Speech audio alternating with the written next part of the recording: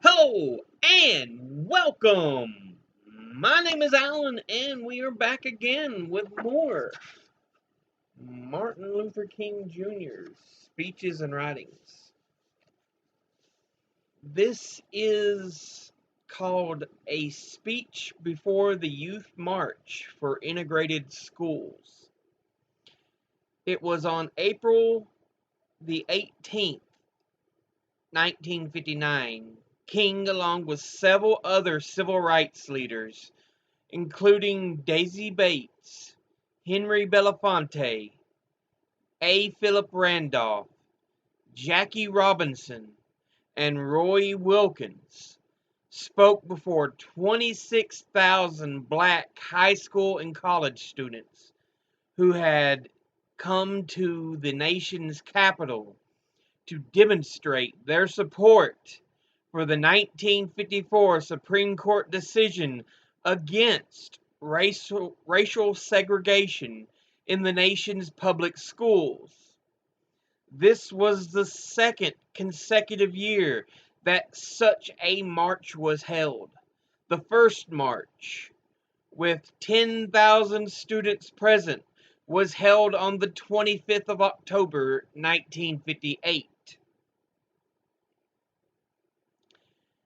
Liberal Senator Paul Douglas of Illinois had the text of the march's speeches placed in the congressional record.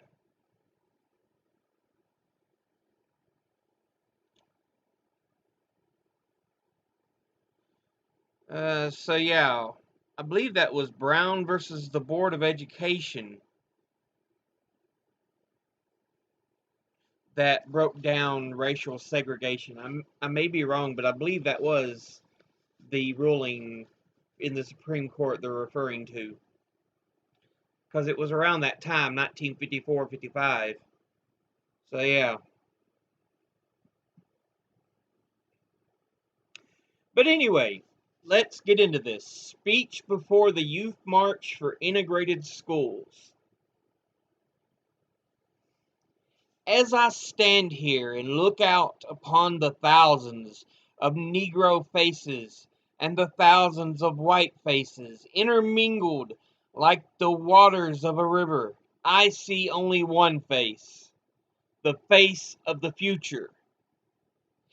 Yes, as I gaze upon the great historic assembly, this unprecedented gathering of young people, I cannot help thinking that 100 years from now, the historians will be calling this not the Beat Generation, but the generation of integration.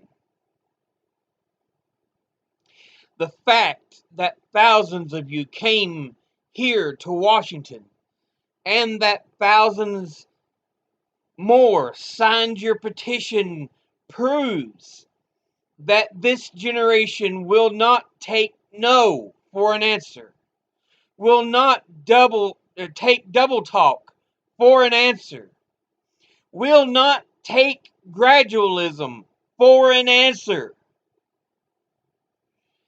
It proves that the only answer you will settle for is total desegregation and total equality. Now, I know of no words eloquent enough to express the deep meaning, the great power, and the unconquerable spirit back of this inspiringly original, uniquely American march of young people. Nothing like it has ever happened in the history of our nation. Nothing. That is, except the last youth march. What this march demonstrates to me, above all else, is that you young people, through your own experience, have somehow discovered the central fact of American life, that the extension of democracy for all Americans depends upon complete integration of Negro Americans. By coming here, you have shown yourselves to be highly alert, highly responsible young citizens. And very soon, the area of your responsibility will increase. For you will begin to exercise your greatest privilege as an American, the right to vote.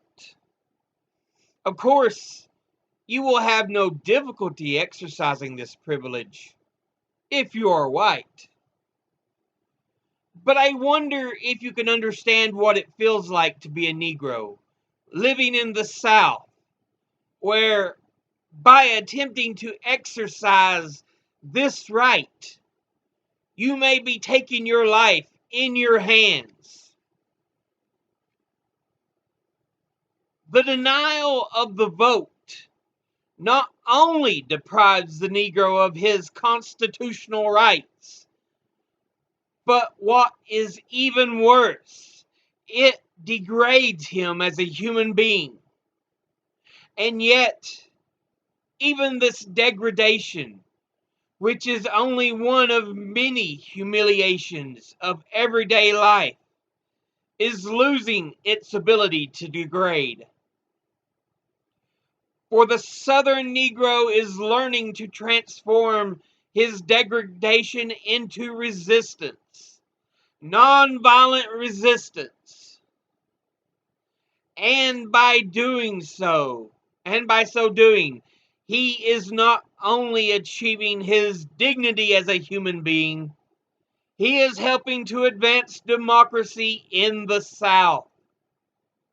This is why my colleagues and I in the Southern Leadership Conference are giving our major attention to the campaign to increase the registration of Negro voters in the South to 3 million. Do you realize what would happen in this country if we were to gain 3 million Southern Negro voters? We could change the composition of Congress. We could have a Congress far more responsive to the voters' will. We could have all schools integrated, North and South. A new era would open to all Americans. Plus, the Negro, in his struggle to secure his own rights, is destined to enlarge democracy for all people in both a political and social sense. Indeed, in your great movement to organize a march for integrated schools, you have actually accomplished much more. You have awakened on hundreds of campuses throughout the land a new spirit of social inquiry to the benefit of all Americans. This is really a noble cause. As June approaches with its graduation ceremonies and speeches, a thought suggests itself. You will hear much about careers, security, and prosperity. I will leave the discussion of such matters to your deans, your principals, and your valedictorians. But I do have a graduation thought to pass along to you. Whatever career you may choose for yourself, doctor, lawyer, teacher, let me propose an avocation to be pursued along with it. Become a dedicated fighter for civil rights. Make it a central part of your life. It will make you a better doctor, a better lawyer, a better teacher. It will enrich your spirit as nothing else possibly can. It will give you that rare sense of nobility that can only spring from love and selflessly helping your fellow man. Make a career of humanity. Commit yourself to the noble struggle for equal rights. You will make a greater person of yourself, a greater nation of your country, and a finer world to live in. So yeah. And again, it notes at the bottom here, the footnote, Congressional Record 105, entered on the 20th of May, 1959.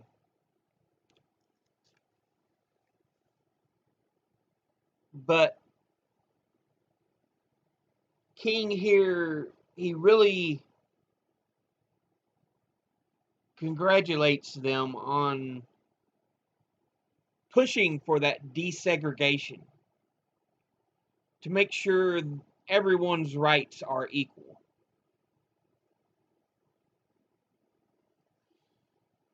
And saying it will not only help the South, but it will help the North.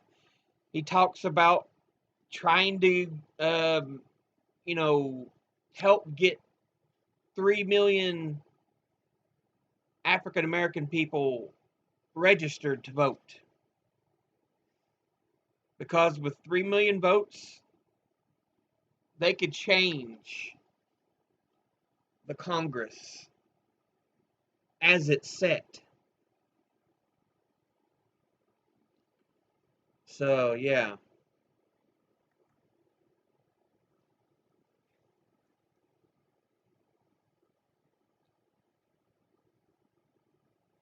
And it puts me in mind a lot of the Black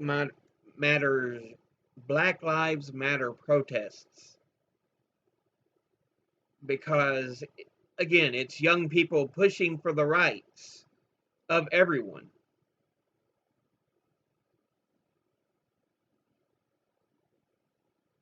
And we are now seeing proof come out that, yes, it was police trying to set up riots. It was white supremacists. So, yeah.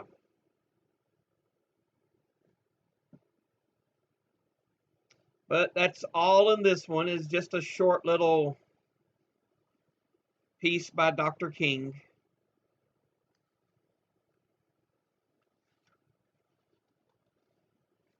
Ooh,